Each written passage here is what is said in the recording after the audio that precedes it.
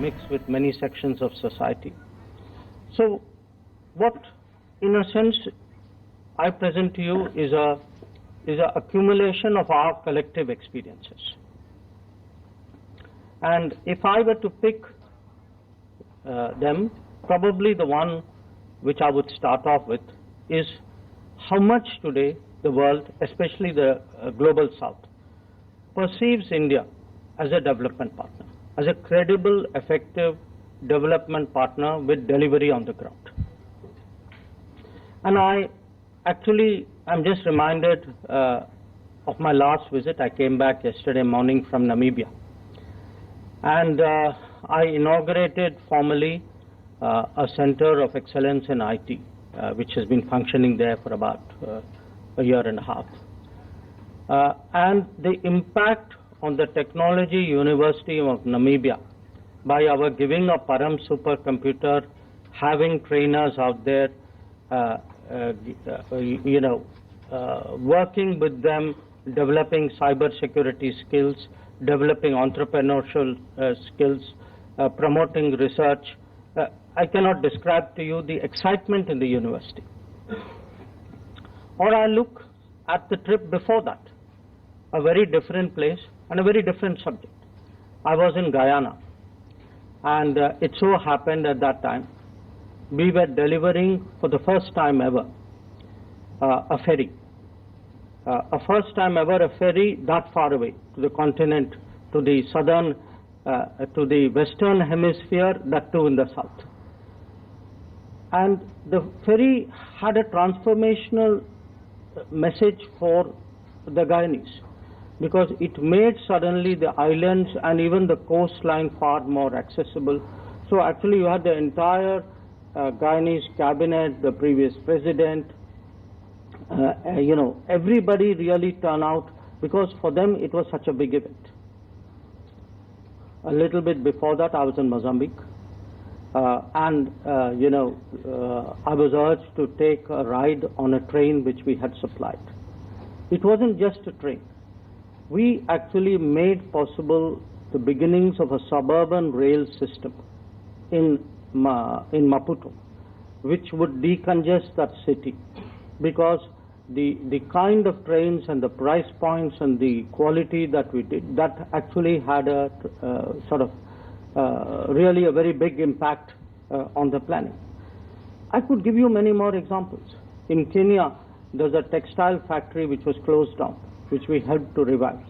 Every Kenyan, if you use the word Rivatex, every Kenyan knows this textile factory.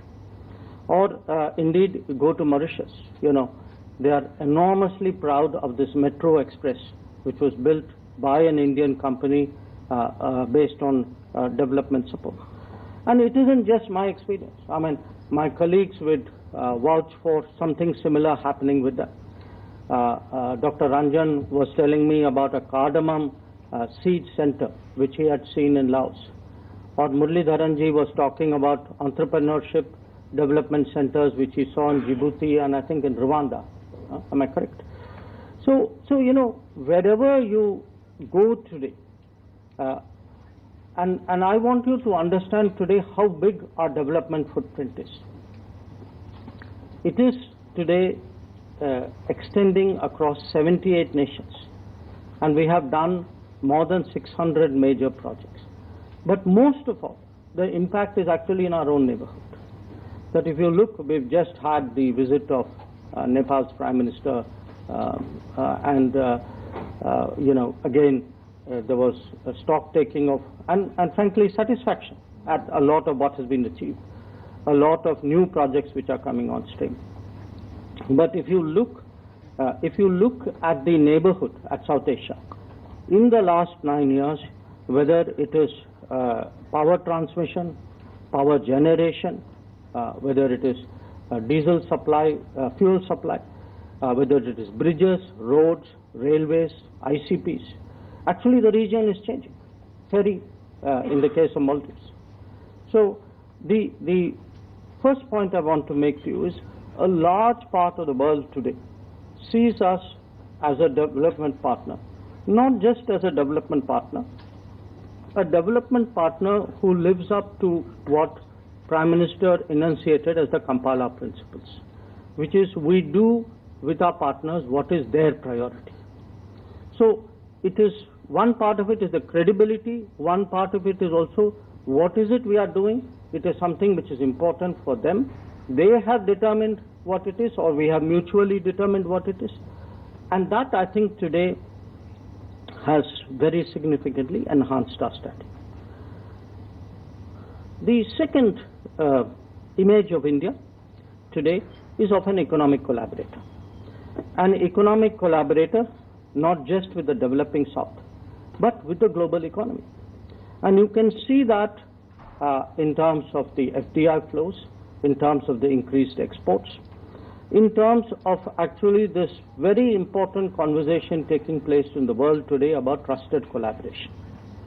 I was in my last visit to the US, and Foreign Secretary has just come back. He's taken that forward. The American Semiconductor Association told me that, to the best of their knowledge, they employ at least 40,000 engineers in India on chips design alone. And that's just the bit which they know. So the point I want to make here is, apart from development in terms of South-South, there is a larger economic impact we are making, and that is today increasingly recognized. And the third is really as a contributor. And perhaps there cannot be a better example of our contribution than Vaccine Maitri. I mean, even today, when you go around the world, actually people get emotional talking about the arrival of vaccines. The other example I would cite to you is our growing capability and our growing record as a first responder. We initially did more of this in our immediate neighborhood, but I think slowly with the passage of time that has extended beyond, and you saw really how speedy and effective we were in responding to the Turkey earthquake.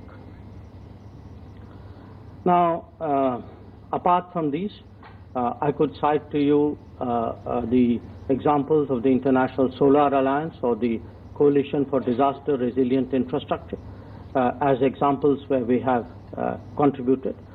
But we can also contribute in terms of economic stabilization. And you all saw what happened to Sri Lanka last year and this year. That at a time when much of the world sat on its hands, we actually stepped forward at a very, very crucial time to stabilize the Sri Lankan economy. And today, if it is on the mend, I think a large part of it is due to the fact that we responded in a timely manner.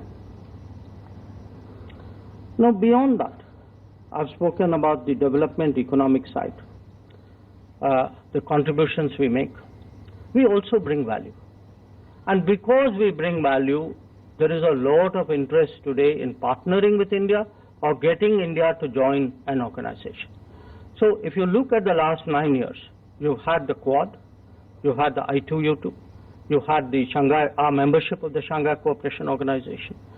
You had bilaterally a lot of migration mobility agreements. You had the FIPIC platform. You had the Nordics format. You had our entry into export control regimes, because clearly our presence there has a additional value to their effectiveness.